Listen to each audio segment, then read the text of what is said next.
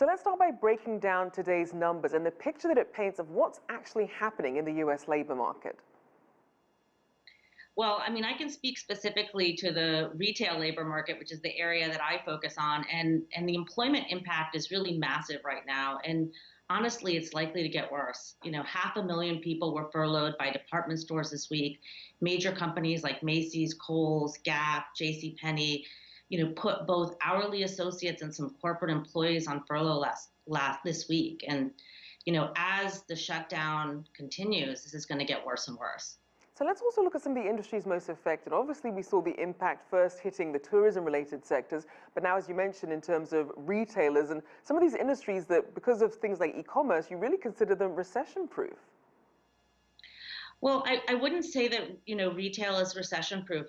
Commerce Next has been doing a number of surveys of the retail community, and we're seeing, almost a tale of two cities. Like 51% of e-commerce sites are seeing an increase in traffic, and 49% of sites are seeing decrease in traffic. And we're seeing this for a few reasons. Consumers are currently focused on necessities and things that make staying at home better. And retailers who are selling those products are winning right now.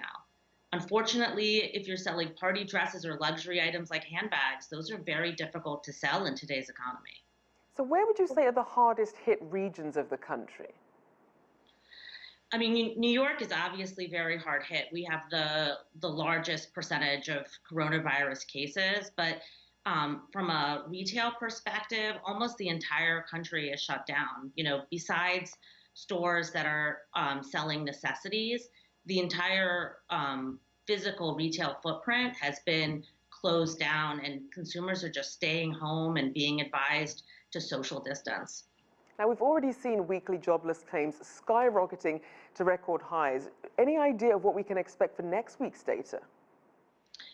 I am not an unemployment expert. I'm much more of a retail expert, but I can tell you that, from a retail perspective, stores are closed right now. Most retailers I speak to don't think they're going to open up until mid-May, early June.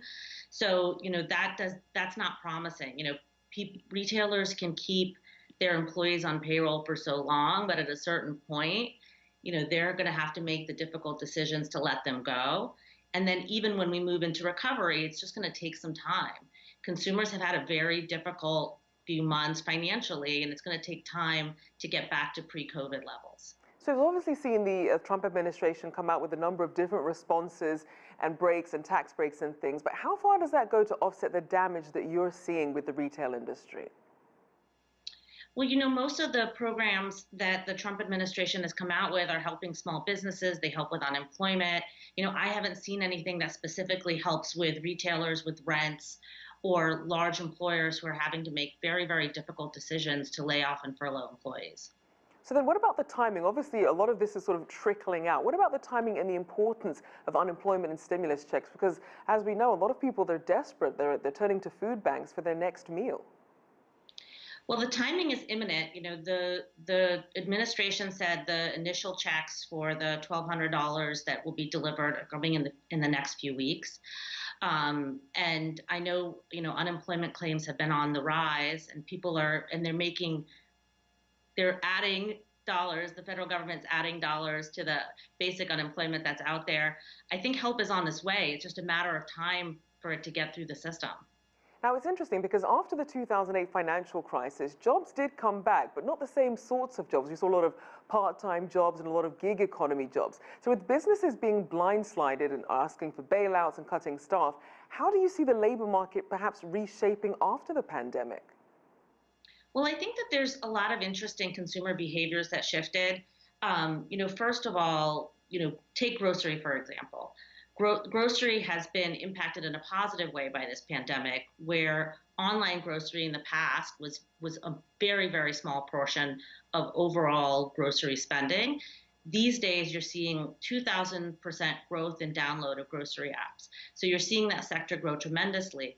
As consumers become more confident in shopping online for groceries, you're going to probably see a decrease in foot traffic in grocery stores over time.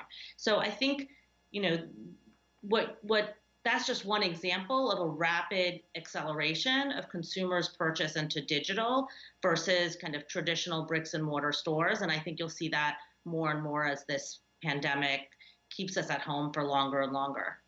Veronika Sonsev, co-founder of Commerce Next. Thank you so much. Thank you.